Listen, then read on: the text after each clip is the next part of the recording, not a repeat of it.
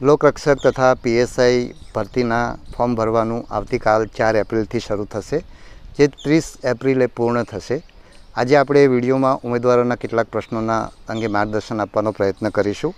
એમાં એક પરીક્ષાના શિડ્યુલની વાત કરશું, બીજું જેમણે 12માની પરીક્ષા આપી છે પરંતુ પરિણામ નથી આવ્યું એ લોકો લોકરક્ષકમાં અરજી કરી શકશે કે કેમ, અને એ જ રીતે જેમણે સ્નાતકની પરીક્ષા આપી છે પરંતુ હજુ પરિણામ નથી આવ્યું એ લોકો પીએસઆઈમાં અરજી કરી શકશે કે કેમ એ અંગે આપણે વાત કરીશું.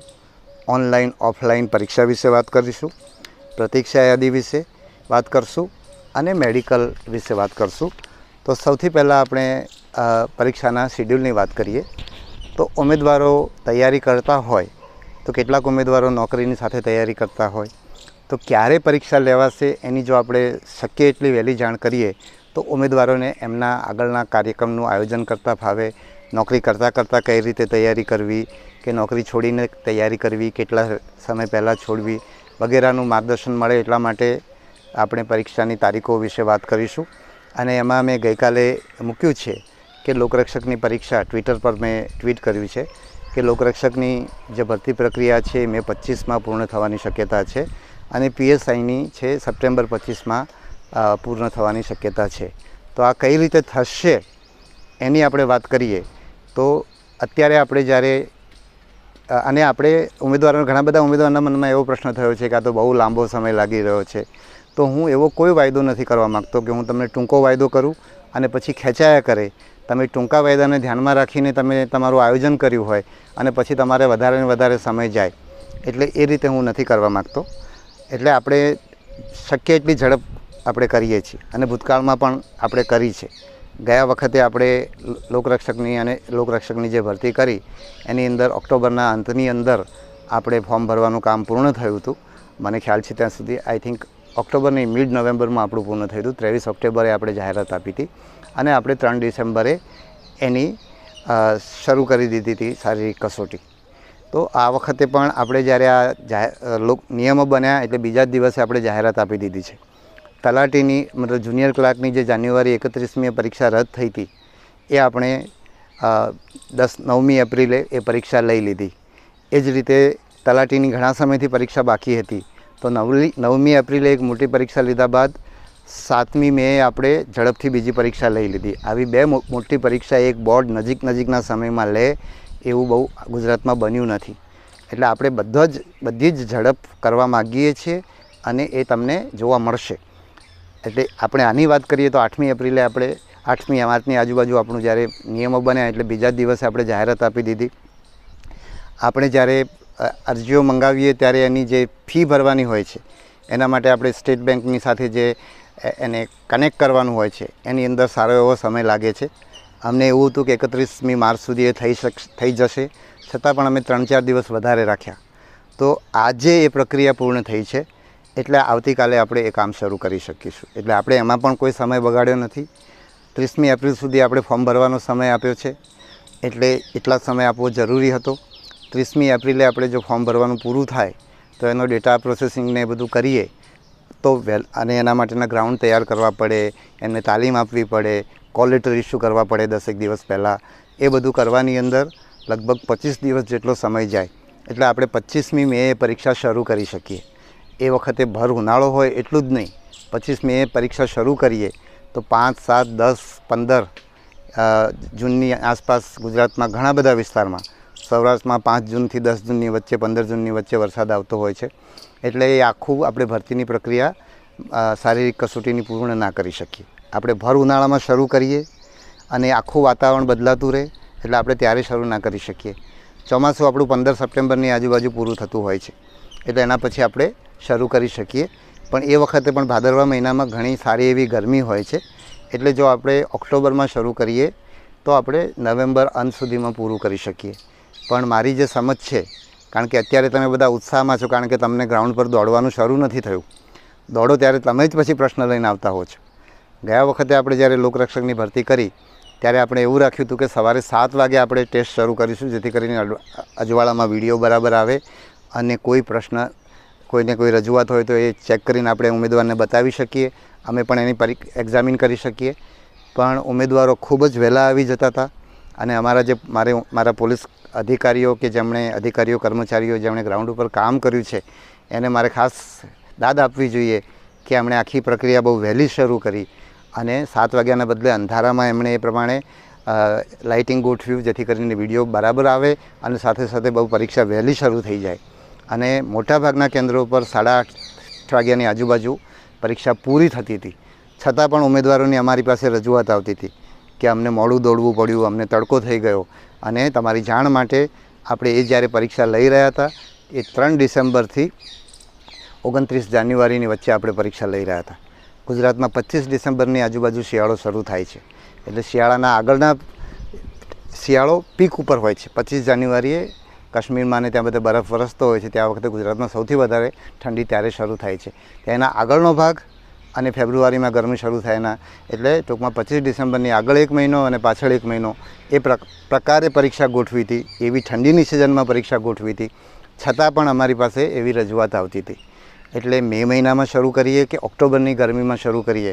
બીજો એક પ્રશ્ન એવો રહેતો હોય છે કે ગઈ વખતે આપણે જ્યારે પરીક્ષા લીધી ત્યારે લગભગ 3-4 એવી ઘટનાઓ બનેલી. એક કિસ્સાની અંદર એક ઉમેદવાર મને ખ્યાલ છે ત્યાં સુધી મૃત્યુ થયું હતું એનું, અને બીજા 2-3 કિસ્સાની અંદર હાર્ટની સિરિયસ ટ્રબલ થઈ હતી ને આપણે એમને તરત જ હોસ્પિટલમાં લઈ ગયા અને એમને આપણે બચાવી શક્યા. હવે એ ઉમેદવારો પૂરતી તૈયારી કર્યા વિના આવ્યા હતા એવો મને ખ્યાલ છે. ખાસ એક કિસ્સામાં તો મને બરાબર યાદ છે કે એણે આ પહેલાં ક્યારેય દોડ્યા જ નહોતા અને એકસાથે ગ્રાઉન્ડ પર સીધા દોડવા આવી ગયા ને એને હાર્ટની કોઈ મુશ્કેલી હશે ને એના કારણે પ્રશ્ન થયો. પણ આવું જો ગરમીના સમયમાં આપણે કરવા જઈએ તો આ મુશ્કેલીઓ વધી શકે અને કોઈનો જીવ ના જાય એની આપણે કાળજી રાખવી પડે.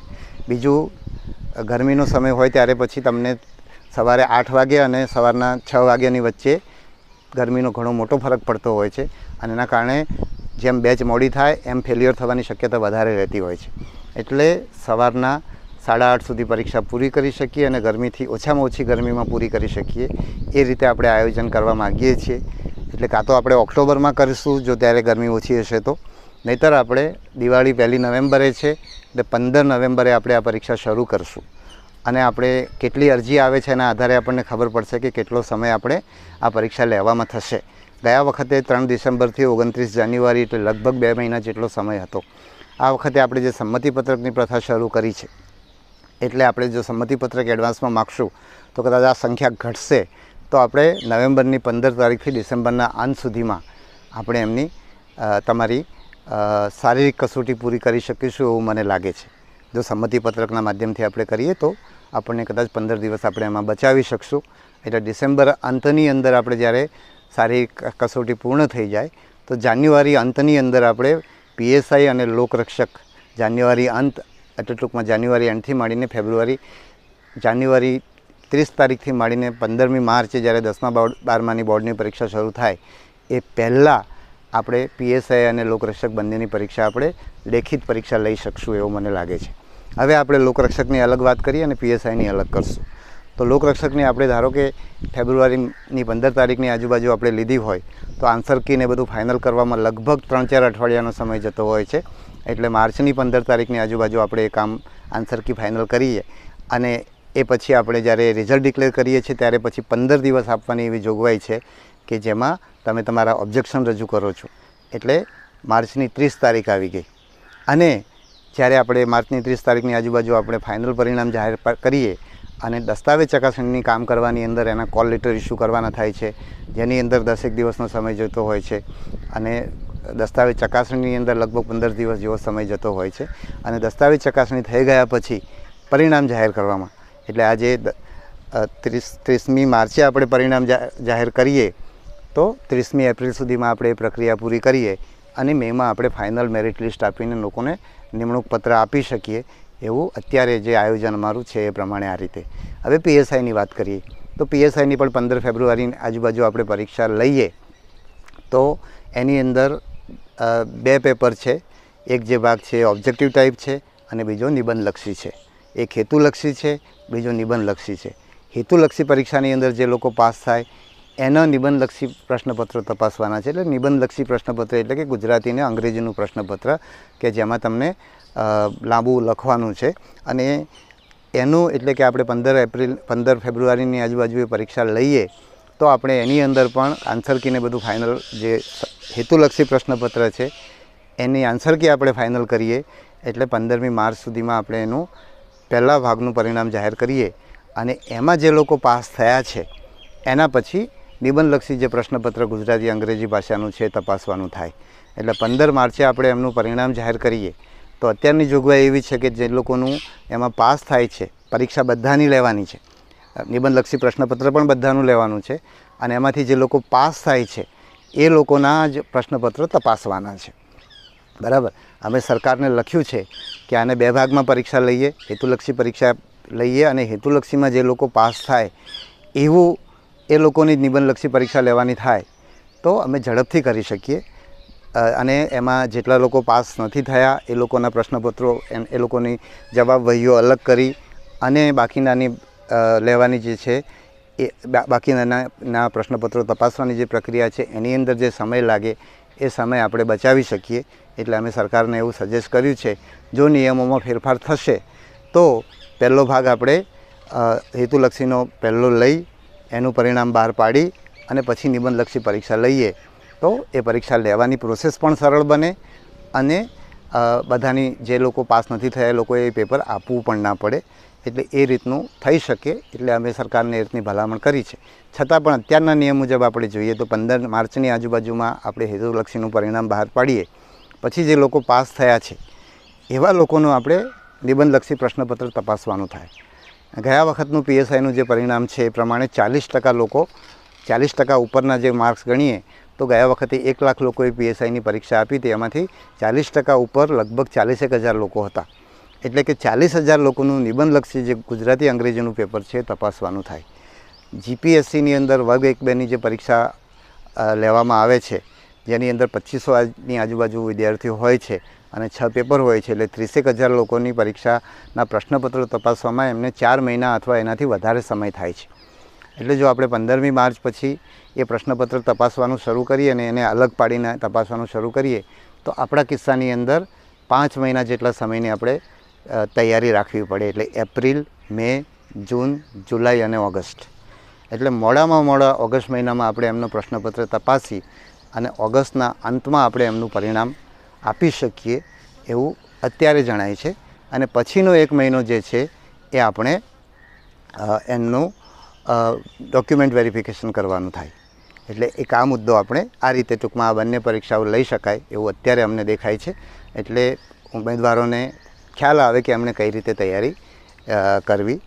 પછી બીજો મુદ્દો ઉમેદવારોના મનમાં એક એવો પ્રશ્ન થાય છે કે PSIનું પરિણામ તમે બહાર પાડો તો એમાં એ લોકો જે લોકરક્ષકમાં પાસ થયા હોય એ લોકો PSIમાં જાય અને લોકરક્ષકની જગ્યા ખાલી રહે.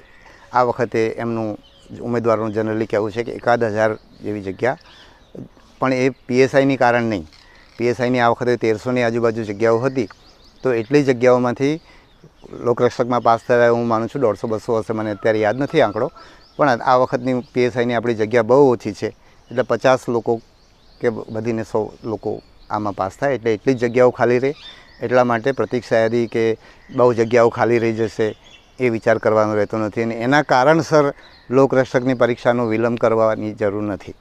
ગયા વખતે અમે જ્યારે લોકરક્ષકની પરીક્ષા 10મા 12માની પરીક્ષા થાય એ પૂર્વે એટલે કે માર્ચની 7-8 તારીખની આજુબાજુ અમે લેવા માગતા હતા, પરંતુ લોકરક્ષકનું રિઝલ્ટ મોડું આપવું એવો વિચાર કરીને લોકરક્ષકની પરીક્ષા અમે 10મી માર્ચની આજુબાજુની જગ્યાએ 10મી એપ્રિલે લીધી. એટલે 1 મહિનો વિલંબ થયો અને પછી પણ આપણે ઘણો બધો વિલંબ કર્યો હતો જેથી કરીને PSIનું રિઝલ્ટ પહેલાં આવી જાય એવું બધું આપણે વિચારેલું. આ વખતે આપણે મને લાગે છે કે એનાથી બહુ ફાયદો થતો નથી. 10,000 લોકો 3-4 મહિના સુધી એનું રિઝલ્ટની રાહ જોવે એના કરતાં 1000 જગ્યાઓ ખાલી રહીને આવતા વર્ષે ભરાય વધારે સારું છે. પણ આ વખતે એ પ્રશ્ન રહેતો નથી કારણ કે PSIની જગ્યાઓ ઘણી બધી ઓછી છે. તો આ એક બીજો મુદ્દોની વાત થઈ ગઈ. ત્રીજી વાત એમની ઉમેદવારો, કારણ કે આપણે અત્યારે એપ્રિલની અંદર આ ફોર્મ લઈ રહ્યા છીએ એટલે એ લોકોએ અત્યારે પરીક્ષા આપી દીધી છે અથવા આપી રહ્યા છે એટલે સ્વાભાવિક રીતે એમને લાલચ થાય કે અમને પણ આ પરીક્ષાની તક મળે. અને જ્યારે આપણે તરત જ શારીરિક કસોટી લઈ રહ્યા નથી અથવા તો ભરતીની આગળની પ્રક્રિયા તરત જ શરૂ નથી કરી રહ્યા તો આવા ઉમેદવારોને પણ તક મળે એ માટે આપણે વિચારી શકીએ. વિચારવાની અંદર સૌથી પહેલાં અમે જીપીએસસીનો સંપર્ક કર્યો, કારણ કે એની અંદર છેલ્લા વર્ષની પરીક્ષા આપેલી હોય એ લોકો અરજી કરી શકે છે. તો એ કઈ રીતે થાય છે? તો અમે જોયું તો એમને ત્યાં લગભગ 10-12 કે મને ખ્યાલ છે ત્યાં સુધી 13 જેવી પરીક્ષાઓ એવી છે કે જેની અંદર પરીક્ષા નિયમોની અંદર જ એવી જોગવાઈ છે. એટલા માટે એ કિસ્સાની અંદર જે લોકોએ પરીક્ષા આપેલી હોય અને પરિણામ ના આવ્યું હોય તો એ લોકો અરજી કરી શકે છે. આપણા ભરતી નિયમોમાં એ જોગવાઈ નથી. એટલે 4 એપ્રિલથી 30 એપ્રિલ એટલે 30મી એપ્રિલે છેલ્લા દિવસે જેના હાથમાં જે પણ પ્રમાણપત્રની આવશ્યકતા હોય એ પ્રમાણપત્ર હોય એ જ લોકો આ પરીક્ષા આપી શકે. એટલે 30મી એપ્રિલ સુધીમાં જે લોકોએ 12મું અથવા ગ્રેજ્યુએશન લોકરક્ષક અને પીએસઆઈ માટે પાસ કર્યું હોય એ લોકો આ અરજી કરી શકે. બાકીના લોકો ના કરી શકે એ બહુ સ્પષ્ટ છે. એટલે આવા ઉમેદવારો રહી ના જાય એટલા માટે મેં એવો વિચાર કર્યો છે કે ઓગસ્ટ સપ્ટેમ્બરમાં આપણે જ્યારે ઓક્ટોબરમાં કે નવેમ્બરમાં શારીરિક કસોટી લેતા હોય એ પૂર્વે આપણે ફરીવાર એકવાર એપ્લિકેશન મંગાવીએ તો આવા જે ઉમેદવારો છે કે જે અત્યારે પરીક્ષા આપી રહ્યા છે એ લોકો પાસ થઈ જાય અને એમને ફાયદો થાય. હવે આમાં તમે વિચારો કે જે લોકો અત્યારે આપણે ધારો કે ઓક્ટોબરમાં જ કે ઓગસ્ટમાં જ જો આપણે ફોર્મ મંગાવ્યા હોત તો અત્યારે કેટલાક લોકો એવા હોત કે જેની ઉંમર વધી જાત, એ લોકો તકથી વંચિત થઈ જાત. હવે આપણે જો ઓગસ્ટમાં ફોર્મ મંગાવીએ છીએ તો એ લોકો તકથી વંચિત થતા નથી. જે લોકોએ અત્યારે પરીક્ષા આપી છે એ લોકોને વધારાની તક મળે છે. એક તમે પીએસઆઈમાં કેટલાક લોકોની રજૂઆત આવે છે કે અમને લોકોને 21 વર્ષ પૂરા થયા નથી એટલે અમને તક મળતી નથી. તો એવા લોકો છે કે જેના ઓગસ્ટમાં 21 વર્ષ પૂરા થાય એ લોકોને પણ તક મળી જશે. એટલે આ એક આવું વિચાર્યું છે. પણ જે લોકો અત્યારે લાયક છે એ લોકોએ અત્યારે ફોર્મ ભરવાનું છે, એ લોકોને ત્યારે ફોર્મ ભરવાનું તક મળશે નહીં. જે લોકોએ આ વર્ષે પરીક્ષા આપેલી છે અને એવા જ લોકોને આ તક મળશે. એટલે જે લોકો અત્યારે લાયકાત ધરાવે છે એ લોકોએ અત્યારે ફોર્મ ભરી દેવાનું. આવતીકાલે 4 એપ્રિલે શરૂ થાય છે. વહેલામાં વહેલી તકે ભરી દેવાનું. છેલ્લા દિવસ સુધી રાહ નહીં જોવાની. ગયા વખતે પણ લોકરક્ષકમાં મને યાદ છે કે છેલ્લા દિવસે ઘણા લોકો રહી ગયા હતા, એટલે છેલ્લે કોઈ એક્સટેન્શન મળશે નહીં. એટલે જે લોકો અત્યારે લાયક છે એ લોકો વહેલામાં વહેલી તકે ફોર્મ ભરી દે. જે લોકોએ પરીક્ષા આપી છે એના માટે મારી ઈચ્છા મુજબ મારી સમજ છે કે ઓગસ્ટમાં અમે એક વિન્ડો ખોલીશું અને એ લોકો ત્યારે અરજી કરી શકશે. ધારો કે કોઈ અત્યારે સ્નાતકની પરીક્ષા આપી છે, લોકરક્ષક માટે લાયક છે, તો એણે અને લોકરક્ષકની ભરતીમાં એ ભાગ લેવા માગે જ છે તો અત્યારે એણે લોકરક્ષકનું ફોર્મ ભરી દેવાનું રહેશે. માત્ર સ્નાતકનું ફોર્મ એટલે કે પીએસઆઈ માટેનું ફોર્મ જ એને ભરવા માટે ઓગસ્ટમાં તક મળશે. એટલે એક આ બીજી વાત થઈ ગઈ. તો આ મુદ્દાની પણ હવે તમને સ્પષ્ટ સમજ થઈ ગઈ હશે. એટલે એવા ઉમેદવારો કે જેમને ઓગસ્ટમાં અત્યારે 12માની પરીક્ષા કે સ્નાતકની પરીક્ષા આપી દીધી છે તો એમણે પણ જો આગળ આ ભરતીમાં ભાગ લેવો હોય તો એમને તક મળવાની છે તો એ લોકો એમનો અભ્યાસ કરવાનો ચાલુ કરી દે. ઓનલાઈન ઓફલાઈન પરીક્ષા વિશે ઉમેદવારો પૂછતા હતા એટલે એ નિર્ણય પણ અમે ઝડપથી કરી દીધો છે જેથી ઉમેદવારોને પરીક્ષાની તૈયારી કરવાની ખબર પડે. અમે કર્યો છે આ રીતે વિચાર કરીને કર્યો છે કે ઓનલાઈન પરીક્ષા અને ઓફલાઈન પરીક્ષા બંને પરીક્ષામાં સલામતીની ઘણી બધી ધ્યાન રાખવાનું હોય છે. એટલે કોઈ એવું માનતું હોય કે ઓનલાઈન પરીક્ષા બહુ સલામત છે અને ઓફલાઈન પરીક્ષા સલામત નથી, તો એવું નથી. ઓનલાઈન પરીક્ષાની અંદર પણ ઘણી બધી કાળજી રાખવાની હોય છે અને ભૂતકાળની અંદર ગુજરાતમાં એવી ઘટનાઓ આપણે ત્યાં બનેલી છે, અન્ય રાજ્યોમાં પણ બનેલી છે. એટલે એ પણ બહુ કાળજી માગી લે છે. એટલું જ નહીં, પરીક્ષા કેન્દ્રોમાં ઓફલાઈન પરીક્ષા કેન્દ્રમાં સરકારી તંત્ર એમાં કામે લાગેલું હોય છે અને અમને એ સરકારી તંત્ર પર વધારે ભરોસો છે. જ્યારે ઓનલાઈન પરીક્ષાની અંદર એ આપણે કોઈ કંપનીને આપીએ છીએ જેમાં સરકારની ભૂમિકા ઓછી રહેતી હોય છે. બીજું, લાંબા સમય સુધી એ પરીક્ષા ચાલતી હોય છે. લાંબા સમય સુધી એની પરીક્ષા કેન્દ્ર પર પણ સલામતી રાખવી વધારે મુશ્કેલ થાય છે એવી મારી સમજ છે. એટલે એ રીતે પણ. ત્રીજું, ઉમેદવારોને એક સરખા પ્રશ્નપત્રો નથી મળતા, એ ઉમેદવારીની જે રજૂઆત છે એ રજૂઆત દૂર થઈ જાય. ચોથું, ઓનલાઈન પરીક્ષાઓ પણ સારી રીતે JEE બધી પરીક્ષાઓ લેવાતી હોય છે પણ એના જે પ્રશ્નપત્રની ગુણવત્તા માટે એમણે જે માળખું આખું એમણે જે તૈયાર કર્યું હશે, મેં બધાનો અભ્યાસ કર્યો છે, એટલે એવું માળખું અત્યારે આપણી પાસે ઉપલબ્ધ નથી. એટલે આપણે કોઈ પ્રાઇવેટ એજન્સીને પ્રશ્નપત્રો બનાવવા આપીએ અને એમાં અપડાઉન બધાની ડિફિકલ્ટી લેવલ સરખું હોય ના હોય એના કારણે ઉમેદવારોમાં જે અસંતોષ થાય, અન્યાયની લાગણી થાય, એવું ના થાય. બધાને સરખી તક મળે અને જે પ્રશ્નપત્ર છે એ પણ સારી ગુણવત્તાનું પ્રશ્નપત્ર હોય એટલે સરકારની અંદર જે ભરતી પણ થાય એ સારા ઉમેદવારોની ભરતી થાય. અત્યારે હું લોકરક્ષક અને પીએસઆઈના ઉમેદવારો જોઉં છું કે એ લોકોનું જે મને જ્યારે એમની સાથે ક્યાંક ને ક્યાંક મળવાનું થાય છે તો તો મને લાગે છે કે જે બંને ભરતી બોર્ડે ગયા વખતે જે પ્રયત્ન કર્યો છે એના કારણે સારા ઉમેદવારો પસંદ થયા છે. એટલે ગુણવત્તાની દૃષ્ટિએ પણ અમે એવું ઈચ્છીએ કે સારા પ્રશ્નપત્ર નીકળે અને સારી ગુણવત્તાના ઉમેદવારો ભરતી થાય અને ગુજરાતને સારા પોલીસ અધિકારીઓ મળે.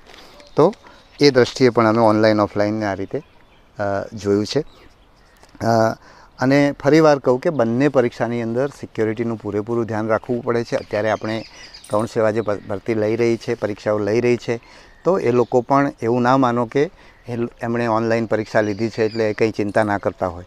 એમણે પણ પૂરેપૂરી સલામતીની કાળજી લઈને એ પરીક્ષા એ લોકો લઈ રહ્યા હોય ને એટલે જ એમાં સફળતાપૂર્વક પરીક્ષા થઈ શકે છે.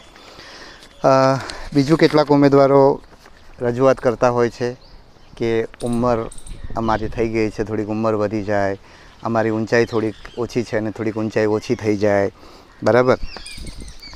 પછી અભ્યાસક્રમમાં મેથ્સ ઘટાડવું, બરાબર. આ બધી વસ્તુઓ વિશે ઉમેદવારો રજૂઆત કરતા હોય છે. તો આપણે જાણીએ છીએ કે આ ભરતીના નિયમો સપ્ટેમ્બર ઓક્ટોબર મહિનાથી બનવાની પ્રક્રિયા ચાલુ હતી અને બહુ ચર્ચા વિચારણાના અંતે આપણે માર્ચમાં એ નિયમો બહાર પડ્યા છે. એટલે તમને એવું થાય, અંદરથી થાય, મને પણ યાદ છે કે મારે જ્યારે યુપીએસસીની પરીક્ષાનો ચોથો પ્રયત્ન પૂરો થયો અને મારું આઈપીએસમાં સિલેક્શન થયું તો મને પણ એવું થતું હતું કે હવે એક વધારાનો એટેમ્પ્સ મળી જાય તો હવે હું આઈએએસ માટે પ્રયત્ન કરું. પણ આમાં કોઈ ફેરફાર થઈ શકશે નહીં. આટલા સમય પછી જે નિયમો બન્યા છે એ નિયમો સ્વીકારી અને જેને તક નથી મળતી એમને મારી પૂરેપૂરી સદ્ભાવના છે એમના માટે અને હું એમને ખૂબ શુભેચ્છાઓ પાઠવું છું. તમે તમારો નવો રસ્તો શોધી અને એના માટે પ્રયત્નો ચાલુ કરી દો. નિરાશા બાજુ પર મૂકો. નિરાશા બાજુ પર મૂકવામાં અથવા નિરાશા ઓછી થવામાં સમય લાગશે, પણ જેટલા ઝડપથી તમે એ નિરાશા મૂકીને તમે એ નવા કામે લાગી જશો તો તમે ચોક્કસ સફળ થશો. અને એમાં મારી શુભેચ્છાઓ તમારી સાથે છે. હવે એક મેડિકલ વિશે ઘણા બધા પ્રશ્નો ઉમેદવારોના છે અને અત્યારે અમે મેડિકલ વિશે તમને કંઈ જ કહી શકતા નથી. અમે એક એવો વિચાર કર્યો છે કે તમારા મેડિકલ સંબંધી જે પ્રશ્નો છે એ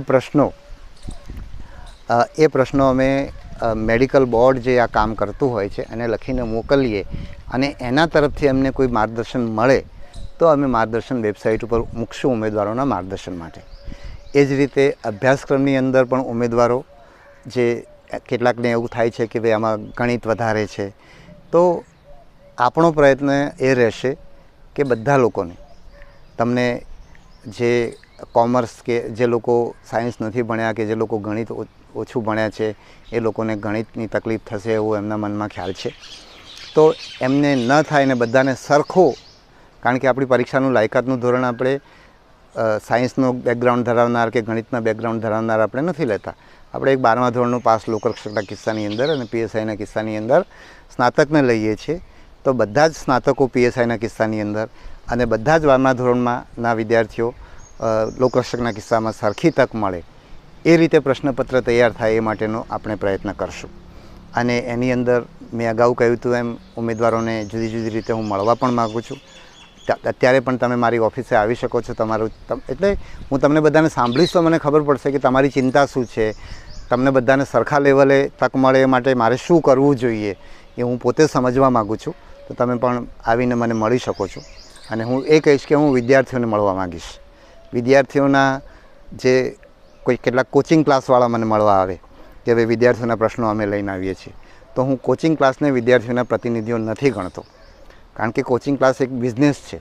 એ લોકો જે રજૂઆત કરે બની શકે કે એમાં બિઝનેસ ઇન્ટરેસ્ટ, એમના બિઝનેસનો રસ એમાં સંકળાયેલો હોય. એટલા માટે હું વિદ્યાર્થીઓને સીધા મળવા માગીશ અને આ જે સમય આપણી પાસે છે એ સમય દરમિયાન હું એ સમજવાનો પ્રયત્ન કરીશ જેથી કરીને બધાને સરખી તક મળે. અને એટલા માટે જ હું ડિટેલ અભ્યાસક્રમ અત્યારે આપવાના પક્ષમાં નથી. કારણ કે ડિટેલ અભ્યાસક્રમનો મતલબ એ થયો કે એક તમે કોઈ ધોરણની પરીક્ષા આપી રહ્યા છો, એ 12માની હોય કે કોલેજના કોઈ વર્ષની હોય, તો એમાં તમારો અભ્યાસક્રમ જે છે એ અભ્યાસક્રમમાં તમે તૈયારી કરો છો. એની જગ્યાએ અહીંયા દાખલા તરીકે આપણે રિઝનિંગની વાત કરીએ તો એક ઉમેદવારનું રિઝનિંગ એબિલિટી કેવી છે. હું તમને 10 ટૉપિક આપું ને તમે 10 ટૉપિક સારી તૈયારી કરી લો, એ લોકોને લાભ થાય એવું નથી કરવા માગતો. એની રિઝનિંગની ક્ષમતા એની કેવી છે, એની ડેટા ઇન્ટરપ્રિટેશનની ક્ષમતા એની ખરેખર કેવી છે, બરાબર છે, એ તપાસી શકાય એ રીતે આ પરીક્ષા લેવાવી જોઈએ. નહીં કે કોઈકે કોચિંગ ક્લાસ એટેન્ડ કરી દીધો છે, અમે જે ટૉપિક આપ્યા છે એ બધામાં બરાબર ભણાવી દેવામાં આવે છે, બધું ગોખી દેવામાં આવે છે, તો એના આધારે ન થાય એવું અત્યારે મારી સમજ છે. તમને મળ્યા પછી તમને આના વિશે વધારે કંઈ કહેવાની જરૂર પડે તો હું તમને વધારે જે કંઈ માહિતી આપવાની થશે એ આપીશું. અત્યારે હું એટલું કહું કે પાઠ્યપુસ્તકો જે છે 12મા ધોરણ સુધીના પાઠ્યપુસ્તકો એ તમારે વાંચવાના શરૂ કરવા જોઈએ તમારા વિષયને લગતા. ધારો કે ઇતિહાસનો વિષય છે તો ઇતિહાસના 12મા ધોરણ સુધીના પુસ્તકો વાંચો. ભૂગોળ, ગુજરાતના ભૂગોળનું છે તો 12મા ધોરણ સુધી ગુજરાતનો ભૂગોળ કઈ આવે છે તો એ તમે વાંચો. બંધારણ છે તો એ રીતે વાંચો. પછી રિઝનિંગ છે તો એ તર્કશાસ્ત્રના પુસ્તકો પણ આવતા હશે તો એ તમે જુઓ. તો એ રીતે તમે અત્યારે તૈયારી શરૂ કરી શકો એવું મારું તમને માર્ગદર્શન છે. તો મને લાગે છે કે આજે જે ટૉપિક આપણે લેવા માગતા હતા એ બધા આપણે લઈ લીધા છે. એક બે પ્રશ્નો મને લાગે છે કે મને યાદ આવે છે. એક પ્રશ્ન એવો હતો કે અમારામાં માર્કશીટની અંદર CGPA કે એવું કંઈક લખેલું હોય તો અમારે એની પર્સન્ટેજ કેવી રીતે મૂકવા. તો એની અંદર તમારી માર્કશીટ છે એમાં પાછળના ભાગે લખેલું હોય છે કે આટલાથી આટલા CGPAના આટલા પર્સન્ટેજ ગણાય, તો એ પર્સન્ટેજ તમારે મૂકવાના છે. એ જ રીતે એવો જ બીજો પ્રશ્ન શું હતો, હા, કે હું એકથી વધારે પ્રયત્નથી હું પાસ થયો છું 12મું ધોરણ કે ગ્રેજ્યુએશન, તો એમાં તમે 35% તમારા જે પાસિંગ ટકા હોય, કોઈકમાં ગ્રેજ્યુએશનમાં પાસિંગ ટકા 40 હોય તો તમારે 40 ગણવાના, કારણ કે એમાં તમે એક વિષય જુદા જુદા 2 વખત પાસ કર્યો હોય એવું બની શકે.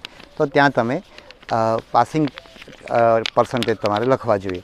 જો પાસિંગ કેટલીક જગ્યાએ 40% હોય છે, કેટલીક જગ્યાએ 35% હોય છે તો એ તમારે લખવાના.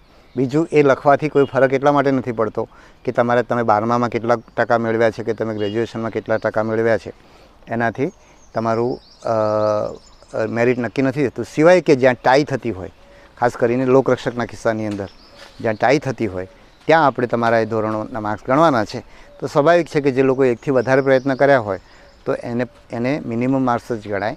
ધારો કે કોઈ વિદ્યાર્થીએ 40% સાથે પરીક્ષા પાસ કરી છે પહેલા પ્રયત્ને, અને બીજા વિદ્યાર્થી ભલે એના ગુણ વધારે છે પેલા કરતાં મોટાભાગના વિષયમાં, પણ એક વિષયમાં એ નિષ્ફળ ગયો છે અને એને 2 પ્રયત્નો કર્યા છે, તો સ્વાભાવિક રીતે જે બીજા 2 પ્રયત્નોવાળા વિદ્યાર્થીના ગુણ પહેલાં કરતાં ઓછા ગણાય, કારણ કે એક પ્રયત્ન એ પરીક્ષા પાસ નથી કર્યો. પણ એ બહુ રેર કેસમાં જ્યારે બંનેના સરખી ઉંમર ને એ બધું હોય, ઉંમર, ઊંચાઈ એ બધું, ત્યારે એ પ્રશ્ન આવે છે. બાકીના બધા કિસ્સામાં આવતું નથી. અને એ વખતે તમે કયા માર્ક્સ લખ્યા છે એના કરતાં ખરેખર શું છે એ ડોક્યુમેન્ટ વેરિફિકેશન વખતે અથવા તો રિઝલ્ટ બનાવતી વખતે એ વસ્તુ અમારે ધ્યાનમાં લેવાની થશે. તો એ વખતે અમે તમારા એ દસ્તાવેજ મંગાવીશું. તો આ રીતે મને લાગે છે કે અત્યાર સુધીના પ્રશ્નો મેં કવર કર્યા છે. આવતીકાલે જ્યારે આ શરૂ થઈ રહ્યું છે, અમે 4 તારીખ રાખવાનું અમારું એક એવું પણ હતું કે આપણે ત્યાં સૂત્ર છે કે વિદ્યારંભે ગુરુ શ્રેષ્ઠો, એટલે ગુરુવારે કોઈ પણ વિદ્યાનું કામ સારું. તો એ રીતે પણ અમારી તારીખ 31 હતી, અમે 4 તારીખ રાખી જેથી કરીને 3-4 દિવસ તૈયારી માટે પણ મળે વધારે, અને અમે એવું ના થાય કે અમારે પાછળથી પાછી ઠેલવી પડે એ રીતે પણ અમે 4 તારીખ રાખી હતી. 4 તારીખે ગુરુવાર છે. તમે લોકો બધા શુકન કરો, સરસ તૈયારી કરો, ખૂબ સફળ થાવ એવી મારી શુભેચ્છાઓ. ધન્યવાદ.